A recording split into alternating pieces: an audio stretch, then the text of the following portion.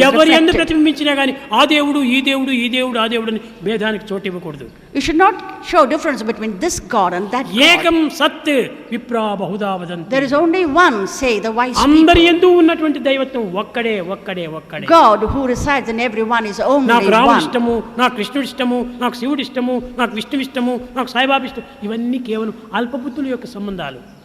It's not correct to say that I like Sai Baba, I like దైవం Rama, I like ఒక్కడే. Krishna. There is only one God. He is omnipresent. There's only one God and He is omnipresent. ఆ సత్యాన్ని మనం గట్టిగా గుర్తించాలి. We have got to recognize this truth ఏ నామములు strongly. పెట్టుకున్నా కానీ ద్వేషించకూడదు.